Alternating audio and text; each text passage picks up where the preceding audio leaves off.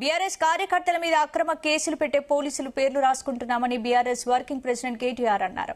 ఒక్కొక్కరిని కూడా వదిలిపెట్టేది లేదన్నారు. తాను కేసీఆర్ అంత మంచోడిని కాదన్న కేటీఆర్ దేశం దాటినా రప్పించి మరీ ఏం చేయాలో అది చేస్తానని హెచ్చరించారు.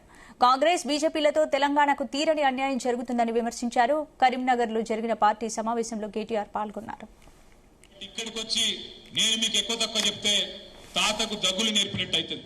కేసీఆర్ ఏం చేసిండు, కేసీఆర్ ఎవరు అని మాట్లాడేటోళ్ళు కూడా ఉన్నారు. ఇవాళ ఆ రోజు తెలంగాణ కనీసం ఎట్లుంటుందో తెలియదు, ఆకారం ఏందో తెలియదు, ఇక్కడ ఏముందో తెలియదు, యాడ ఏ నది ఉందో తెలియదు. అట్లాంటి వాళ్ళు కూడా ఇవాళ మాట్లాడుతూ ఉన్నారు, ఎగిరెగిరి పడుతున్నారు.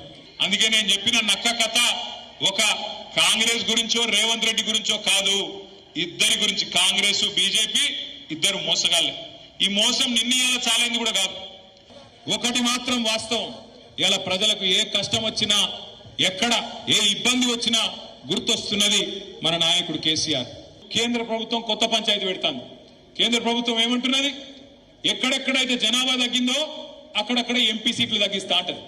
ఎక్కడెక్కడైతే ఎవడైతే నీ మాట వినకుండా పిల్లలు కనుకుండా వేయండో, ఎక్కడెక్కడైతే జనాభా పెరిగిందో ఉత్తరప్రదేశ్ లో, బీహార్ లో, మధ్యప్రదేశ్ లో, రాజస్థాన్ లో వాళ్ళు జనం ఎక్కున్నారు కాబట్టి ఎంపీ సీట్లు ఎక్కువ చేస్తా, మీరు తగ్గినరు కాబట్టి మీకు తక్కువ చేస్తా అని చెప్పి మోడీ గారు ఇలా మన మెడ మీద డీలిమిటేషన్ అనే కత్తి పెట్టబోతా ఉన్నాడు. 2 లక్షల ఓట్లతో గెలిపించి మొత్తం దేశానికి కరీంనగర్ దమ్మేందో, తెలంగాణ దమ్మేందో చూపెట్టిన గడ్డ కరీంనగర్. ఎలాంటి వివక్ష మన పట్ల ఉన్న ప్రతి సందర్భంలో తిరుగుబాటు జెండాను ఎగురవేసి అగ్రభాగాన నిలబడ్డ గడ్డ, పోరాటాల పురిటి గడ్డ కరీంనగర్. కాబట్టి ఇక్కడికి వచ్చి నేను మీకు ఎక్కువ తక్కువ చెప్తే తాతకు దగ్గులు నేర్పినట్టు అవుతుంది. కేసీఆర్ ఏం చేసిండు, కేసీఆర్ ఎవరు అని మాట్లాడేటోళ్ళు కూడా ఉన్నారు. ఇవాళ ఆ రోజు తెలంగాణ కనీసం ఎట్లుంటుందో తెలియదు, ఆకారం ఏందో తెలియదు, ఇక్కడ ఏముందో తెలియదు, యాడ ఏ నది ఉందో తెలియదు. అట్లాంటి వాళ్ళు కూడా ఇవాళ మాట్లాడుతూ ఉన్నారు, ఎగిరెగిరి పడుతున్నారు.